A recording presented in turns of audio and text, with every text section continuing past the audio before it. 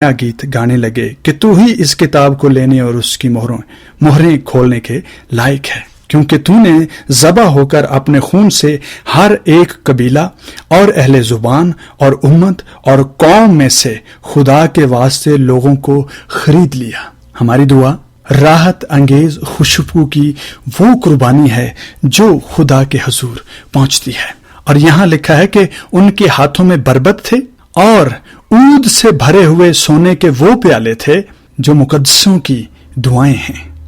आपकी दुआ कोई आम दुआ नहीं है, बल्कि खुदा के हुजूर खुशबू के तौर पर, ऊद एक खुशबू का नाम है, खुशबू है जो खुदा के हुजूर उसके नथनों तक पहुंचती है। और जब वो आपकी दुआ की राहत अंगेज खुशबू लेता है तो आप पर निगाह करता है, आप उसकी नजर में गुनाह कदर गिने जाते हैं। सब दुआएं मसीह यीशु के नाम ही में क्यों पूरी की जाएं या पेश क्यों की जाएं? इसका क्या सबब है? किसी और के नाम से हम दुआएं क्यों नहीं करते? तीमुथियुस ही के खत में उसके दूसरे बाब और उसकी 5वीं आयत में हम देखेंगे कि यीशु मसीह के नाम में क्यों दुआएं की जाएं, किसी और से क्यों ना कहा जाए।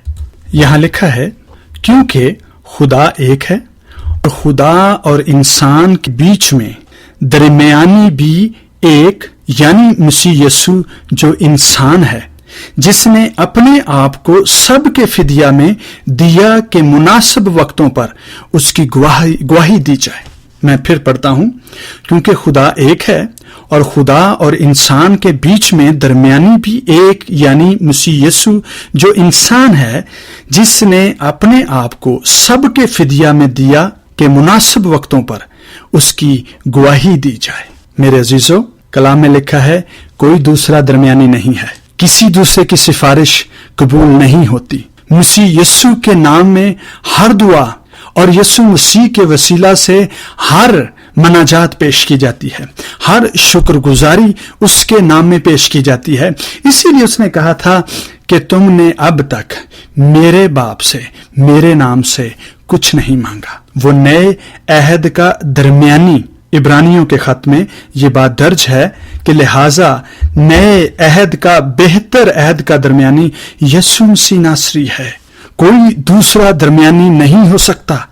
किसी दूसरे की सिफारिश से, वास्ते से खुदा के हुजूर दुआ नहीं पहुंचती। यहां बड़े वाज़ेह तौर पर लिखा है क्योंकि खुदा एक है और खुदा और इंसान के बीच में दरमियानी भी एक ही है। 2 दरमियानी नहीं, 3 दरमियानी नहीं, 6 दरमियानी नहीं, 100 सैकड़ों और हजारों के दरमियान से दरमियानी नहीं है। खुदा और इंसान के बीच में एक ही दरमियानी है और वो यीशु मसीह नासरी है।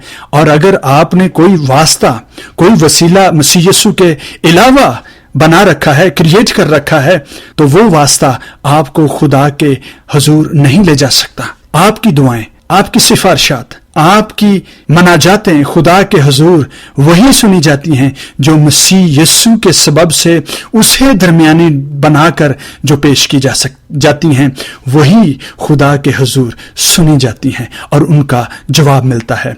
अगर कोई इसके अलावा है तो खुदा ना उसको सुनता है, ना ही वो खुदा के हुजूर पहुंचने से पहले इस फिजा को पार कर सकती हैं। वो रास्ते में ही कहीं रुक जाती हैं, क्योंकि वो मसीह के दरमियानी होने को साथ लेकर नहीं जाती। मसीह के खून के बगैर वो आसमान का सफर करने की कोशिश करती हैं। और मसीह के खून की ये सबसे बड़ी अहमियत ये है कि शरीर, उसकी सारी कुव्वतें मिलकर भी उस खून को रोक नहीं सकती। पुराने अहद में लिखा है कि शरीर और शैतान खुदा के हुजूर जब तक मसीह का खून नहीं बहा था वो आसमान पर जाता था, मगर जब से मसीह यीशु का खून शफायत के लिए आसमान पर मौजूद है, शरीर, शैतान उस जगह का दोबारा विजिट नहीं कर पाया है। उसे इजाजत नहीं है कि वह आसमानों पर जा सके। वह डरता है, खौफ खाता है, क्योंकि उस खून ने उसको शिकस्त दे रखी है, उसे बेबस कर दिया है। यही सबब है कि नए अहद का बेहतर दरमियानी और एक ही वाहद दरमियानी यीशु मसीह नासरी है जो खुदा और इंसान के दरमियान खड़ा है, ताकि खुदा और इंसान का मिलाप करवा सके। और इसको हम इंटरसेशन यानी शफायत का नाम देते हैं। کبھی کبھی بعض لوگ سوال کرتے ہیں کہ جس طرح سے غیر قومیں اپنے رسولوں کے لیے یا ان کے لیے جنہوں نے ان کے مذہب کا آغاز کیا، کیا ان کے لیے وہ اپنے نبیوں کے لیے دعا کرتے ہیں، تو کیا ہم مسیح کے لیے دعا کریں؟ کیا ہمیں بھی مسیح کے لیے دعا کرنی چاہیے؟ میرے عزیزو، بائبل مقدس کو پڑھنے والے اس بات کو بخوبی جانتے ہیں کہ مسیح یسوع نے جنہوں نے اس سے ہمدردی جتانے کی کوشش کی یا اس کی سلامتی چاہنے کی کوشش کی، اس نے ان کو ایک جواب دیا۔ آئیے لوکا رسول کی معرفت لکھی گئی انجیل اس کے 23ویں باب کی 27ویں آیت کو پڑھتے ہیں۔ یہ وہ واقعہ ہے جب یسوع مسیح کو صلیب پر چڑھانے کے لیے چاہتے تھے، اور لوگوں کی ایک بڑی بھیڑ اور بہت سی عورتیں اور جو اس کے واسطے روتی پیٹتی تھیں اس کے پیچھے پیچھے چلیں۔ یسوع نے ان کی طرف پھر کر کہا، اے یروشلم کی بیٹیوں، میرے لیے نہ رو بلکہ اپنے اور اپنے بچوں کے لیے رو، کیونکہ دیکھو وہ دن آتے ہیں جن میں کہیں گے مبارک ہیں وہ بھانجیں اور وہ رحم جو بارور نہ ہوئے اور وہ چھاتیاں جنہوں نے دودھ نہ پلایا۔ اس وقت وہ پہاڑوں سے کہنا شروع کریں گے کہ ہم پر گر پڑو، اور ٹیلوں سے کہ ہمیں چھپا لو، کیونکہ جب ہرے درخت کے ساتھ ایسا کرتے ہیں تو سوکھے کے ساتھ کیا کچھ نہ کیا جائے گا۔ ان خواتین نے جو اسے دیر سے جانتی تھیں، ایک عرصہ سے اس کی خدمت سے واقف تھیں، اس کے کردار سے واقف تھیں، ان کو اس سے ہمدردی تھی، اور جب اس کو صلیب چڑھانے کے لیے لے جا رہے تھے تو یہ خواتین، یہ عورتیں اس کے لیے روتی تھیں، اور یقیناً یہودی ہونے کی وجہ سے یہوہ خدا سے دعا بھی کرتی کہ یسوع مسیح ناصری جو اس وقت تکلیف کی حالت میں ہے تو اسے چھڑوا لے، اے خدا رحم کر اور یسوع مسیح ناصری کو اس بڑی تکلیف اٹھانے سے بچا لے۔ اور مسیح نے پلٹ کر مڑ کر ان کے رونے کو دیکھا، ان کی دل کی حالت کو دیکھا، اور ان سے کہا کہ میرے لیے مت روو اور میری سلامتی مت چاہو، بلکہ اپنے لیے روو، اپنے بچوں کے لیے روو، کیونکہ تمہارے گناہ گار بچوں کے سبب سے، تمہارے گناہ کی حالت کے سبب سے آج میں مصلوب ہوا چاہتا ہوں، میں اپنی جان خود دیتا ہوں رضاکارانہ طور پر، کوئی اسے مجھ سے زبردستی نہیں چھین رہا۔ میرے لیے مت روو، میری سلامتی نہ چاہو بلکہ اپنی سلامتی چاہو، کیونکہ وہ دن آتے ہیں کہ جب تم پہاڑوں سے کہو گے کہ ہمارے اوپر گر پڑو، ہمیں چھپا لو، کیونکہ جب ہرے درخت کے ساتھ ایسا کیا جاتا ہے تو سوکھے کے ساتھ کیا کچھ نہ کریں گے۔ اے سوکھی ہڈیوں، اے سوکھے درختوں، میری سلامتی نہ چاہو، میرے لیے دعا مت کرو، میرے لیے آنسو مت بہاؤ، بلکہ اپنے اور اپنے بچوں کی سلامتی چاہو اور ان پر آنسو بہاؤ، کیونکہ ان گناہ گاروں کے گناہ کے سبب سے مسیح قربان ہوا چاہتا ہے۔ میرے عزیزو، یہ بڑی واضح طور پر یہ بڑی واضح بات ہے کہ جس کو میں دنیا کا نجات دہندہ کہتا ہوں، جس کو میں سارے جہانوں کے لیے رحمت کا سبب جانتا ہوں، اس کے لیے میں برکت، رحمت، چھٹکارا، ابدی زندگی، ابدی حیاتی کی دعا کیسے کر سکتا ہوں؟ جو میرے لیے ابدی زندگی بنا ہے، جو میرے لیے چھٹکارے کا سبب ہے، جو میرے گناہوں سے معافی کا سبب ہے، جو میری تکلیفوں سے چھٹکارے کی وجہ ہے، جو میری خوشی کا سبب ہے، جو میری سیلیبریشنز کا سبب ہے، میں اس کے لیے خوشی کیسے مانگ سکتا ہوں؟ وہ تو خود میرے لیے، میری خوشی کے لیے، میرے چھٹکارے کے لیے، میری ابدی زندگی کے لیے، میرے گناہوں کی معافی کے لیے اپنے آپ کو دیتا ہے، اس لیے کہ وہ پاک ہے، اس میں گناہ نہیں ہے۔ گناہ بیماری لاتا ہے، گناہ موت پیدا کرتا ہے، گناہ ہی کے سبب سے انسان پست حالی کا شکار ہوتا ہے۔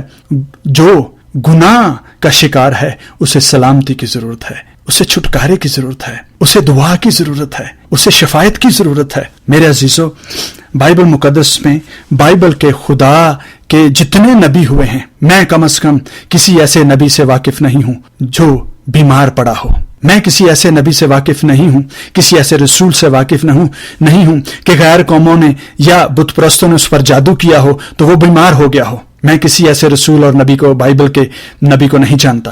آپ نہیں سمجھتے کہ جب مسیح یسوع کی ساری اس ایریا میں، اس خطے میں جب ہر جگہ اس کی پبلسٹی ہو رہی تھی تو کیا بال کے پجاریوں نے، بت پرستوں نے اور رومی حکومت نے اپنے روحانی پیشواؤں سے مشورہ نہ کیا ہوگا؟